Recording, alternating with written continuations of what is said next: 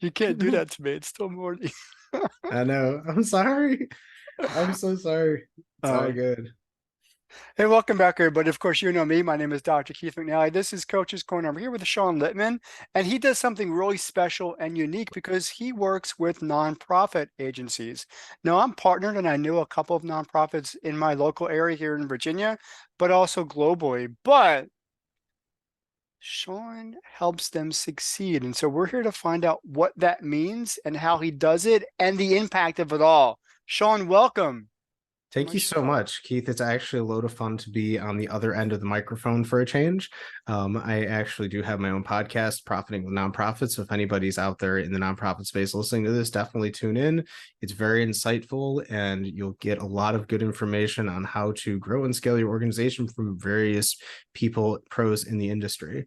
But yeah, I mean, I work with nonprofits. Actually, we pivoted about 2.5 years ago from working with for-profit companies, e-com companies, people spending loads of money on ads, to the nonprofit space, because we discovered a hole in the nonprofit marketing world that people were not filling.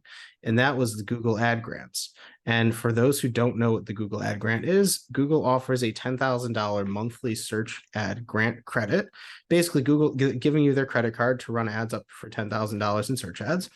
And it's also part of the bigger Google for Nonprofits program, where they offer you different services normally you'd have to pay for, such as branded emails.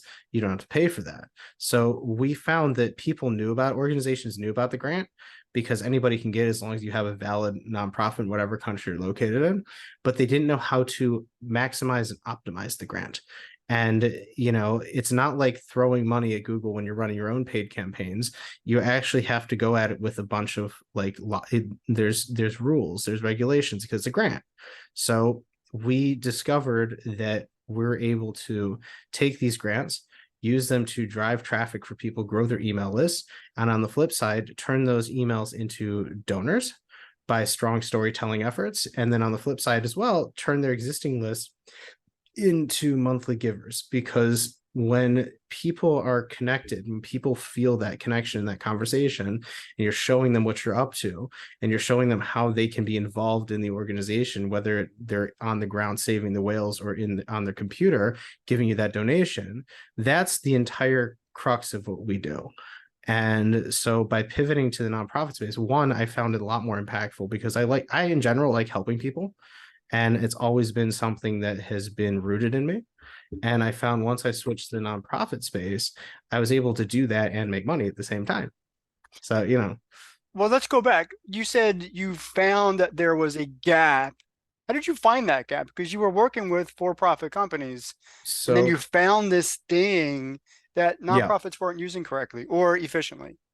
So I forgot how we came across it, that about the Google ad grant. I think it was one of the guys who was working with me, and I forget exactly how we came across it, but when I did, I was just like, this is awesome, because no one's doing this. Nobody's talking about this. Now I have a few contemporaries who do deal with the grants, but like nobody was really talking about it like I was talking about it, and creating content around it like I was creating content around it. So I kind of became the grant guy, the Google grant guy. Like again, people knew about it. It was I kind of look at it as like, the bastard stepchild under the stairs, like people like the Harry Potter under the stairs kind of thing, that people Mhm. know about him, he exists, but like, whatever. And so figured that out, and I started talking to a bunch of different nonprofits, smaller ones, bigger ones, whatever, mostly smaller ones to start with. They're like, yeah, we have this, we just don't know what to do with it. And I said, well, okay, well, let's see what we can do with it. And then slowly it just evolved into what we do, and then it became our main core thing that we do. You said that it wraps around the nonprofit story. So how does it Mhm. wrap around the nonprofit story? So with Google Ads and with marketing in general, you want to be the answer to the problem they're searching for, specifically with Google search ads. So what we do is we take key search terms that people are looking for based around your organization, create stories that people are create the content and the narrative, drive that traffic to people, give them the information, and then get them onto an email sequence. And once they're part of that email, so the storyline comes here is that we give them a couple different emails just introducing the organization, and then we start hitting them with stories. And for example, like we work with a volunteer EMS organization, an all women's volunteer EMS organization based out of New York. And they have stories upon stories upon stories of people they've saved, people they've helped, all sorts, different things. And it just pulls at the heartstrings. And if it's written correctly, and every time we send out emails for them, which is every other day, they're always bringing in 2 to 3 or 4 donations at a time. 2 out of 3 of those are recurring donations, and they're always above $100, because people want to give. People want to be part of something that they can relate to. And when you're sharing stories about people, and it's also about knowing your audience. For example, their audience is predominantly women because they're women helping women. Mhm. So when you're talking to your audience, when you're relating to your audience, you're sharing stories to your audience that can be relatable to these people, they want to partner with you. This organization actually also, they did a we did a program with them. Actually, my mother is based in Detroit, Michigan, and she wanted to do a fundraiser to help them out. Every year she does a swimathon, and she gives the money to a different local charity in Detroit. And this year I said, why don't you partner with them? Women helping women. And so she did. It was a huge success, and they got more people connected to them, even though the women in Michigan are not in their service area, so they're never going to call them for an EMS call, Right. but they are connected to them now because they share similar interests, they share similar lifestyles and understandings, and they are now partners with them. And we ran a separate email sequence to those people, thanking them for everything. And they converted into donors because these ladies are now part of their ecosystem. And they're all because of storytelling, all because of connection, all because of building that chain of connection. So hypothetically, somebody's watching, listening to this conversation, and they are running a nonprofit, and they're thinking, that sounds good, but I don't know what to do with all that. How does somebody get started with this Google ad grant thing? So How does in that and contacting you? How does it all get started? So in terms of applying for Google for nonprofits, it's very easy actually. That's something we can do for you too. But you just go onto Google's website, and you do /nonprofits, and you just fill out their form. You upload all your documentation, and you hear back from them within 14 days. There's 2 components to it. There's the TechSoup component. TechSoup is the like the partner that Google works with that gives out these grants and different price reductions on different softwares and other things like that. And so once you apply to TechSoup, then you apply to Google, and the whole process takes about 14 days. And then you have your grant account and you have your Google for Nonprofits account. And then if you want to contact me, you can definitely, we have email, phone number, LinkedIn, Facebook, YouTube. We're all over the internet creating content that gives people easy understanding of these type of things so that you can learn how to do things yourself. And if you get stuck, you can always call me.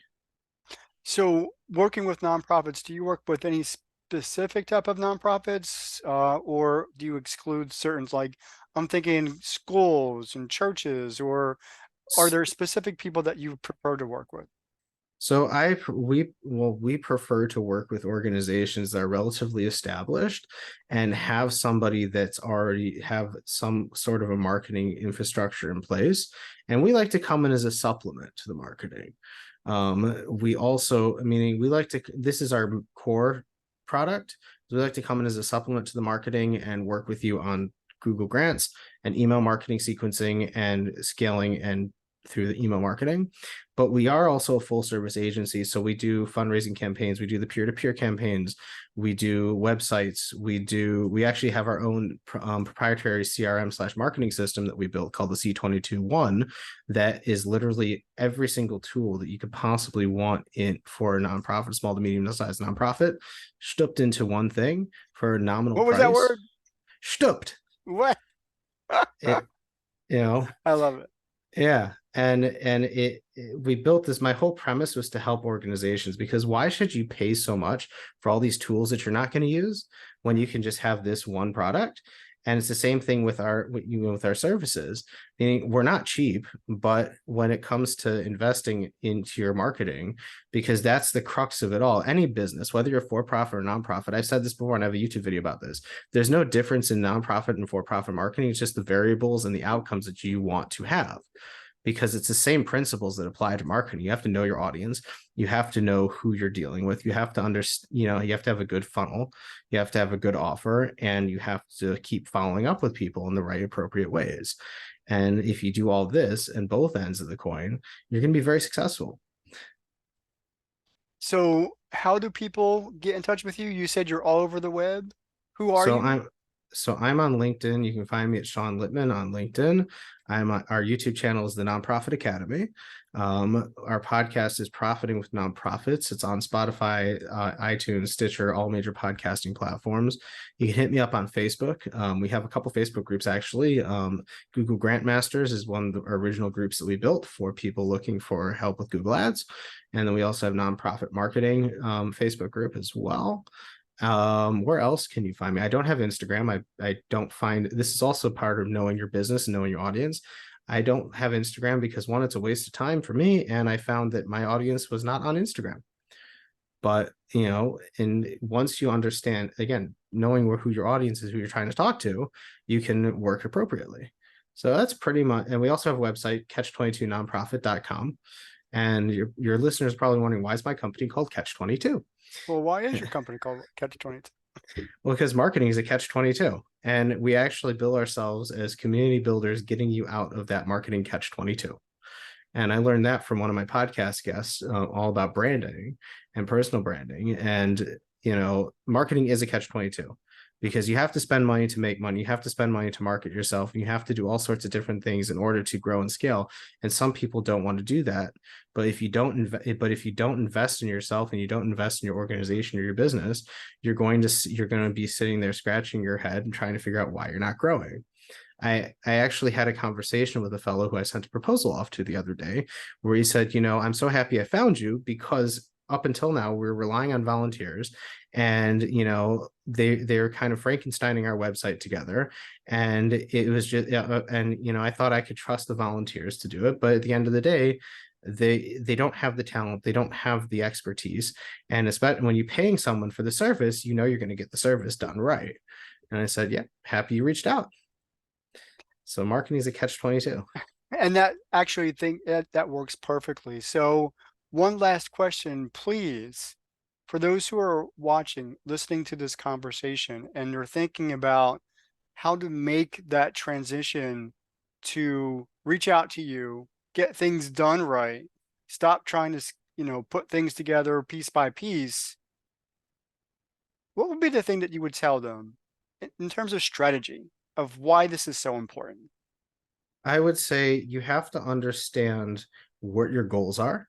You have to understand where you want to be 3 months, 6 months, a year from now, and you have to weigh it out. It's an investment.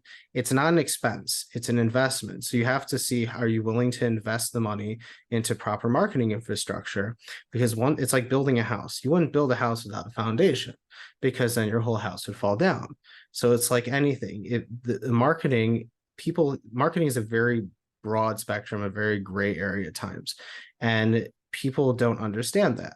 But marketing is really the foundation of really the foundation of how you want to set the tone for your business or your organization. So you have to understand what your goals are, where you want to be, and how you want to accomplish that. And am I willing to make the investment in hiring an agency? I actually have a video about this on YouTube and on my reels.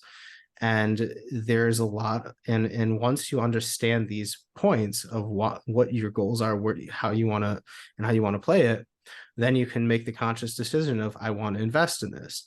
And one of the things I love about nonprofits is there's no money. It's a matter of, if they believe in it, there's always someone who's willing to sponsor it. I like that. Sean, this has been a great conversation. Thank you for sharing your time with me and your expertise and your value. This has been another edition of Coach's Corner, and I'll see you next time. Take care.